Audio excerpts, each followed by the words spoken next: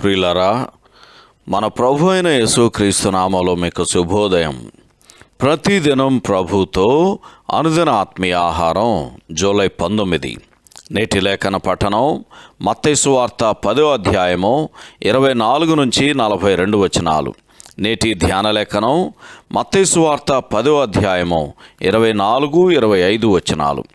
శిష్యుడు బోధకుని కంటే అధికుడు కాడు, దాసుడు యజమానుని కంటే అధికుడు కాడు. శిష్యుడు తన బోధకుని వలెను, దాసుడు తన యజమానుని వలెను ఉండినా చాలును. వ్యాఖ్యానాంశం నా నిమిత్తము. వ్యాఖ్యానం: శిష్యుడు తన బోధకుని కంటే అధికుడు కాడు అని మత్తయి సువార్త 10వ అధ్యాయము 24వ వచనంలో చదువుతాం. అతడు తన ప్రభువు కంటే ఎక్కువైన ఘనతను పొందాలని కోరుకోడు.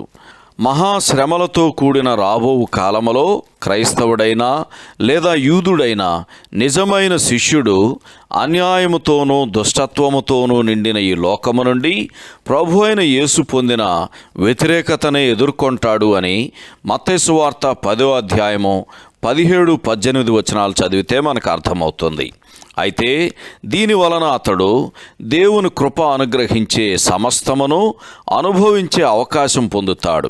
ఈ అపరిమితమైన కృప విమోచింపబడిన వారిని ఎరిగి ఉంటుంది, వారిని కాపాడుతుంది, వారి తల వెంట్రుకల మేరకు వారిని కాపాడుతుంది అని మత్తయి సువార్త 10వ అధ్యాయం 30వ వచనంలోను, అలాగే కొరింథీయులకు రాసిన 2వ పత్రిక 12వ అధ్యాయము 9వ వచనంలో కూడా చదువుతాం.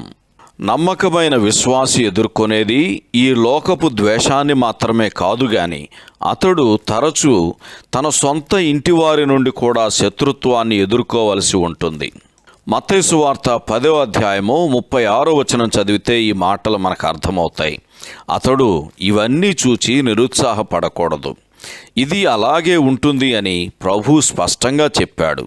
అంతేగాక తన అవసరాన్ని తీర్చడానికి వనరులను కూడా అందించాడు.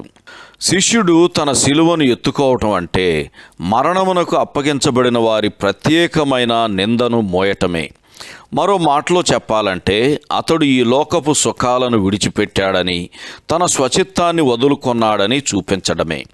మానవ కోణం నుండి చూస్తే అతడు తన ప్రాణాన్ని కోల్పోవటమని అర్థం.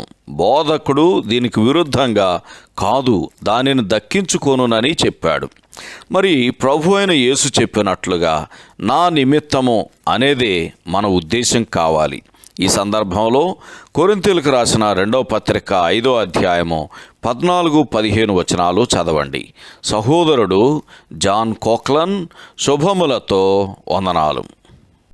ఈ సందేశాలకు సంబంధించి కానీ బైబిల్కు సంబంధించి కానీ మీకేమైనా ప్రశ్నలు ఉంటే ఈ క్రింది నంబరుకు వాట్సాప్ ద్వారా పంపించండి. మీ ఆత్మీయ క్షేమాభివృద్ధి కోసం అనుభవజ్ఞుల ద్వారా జవాబులు అందించబడతాయి.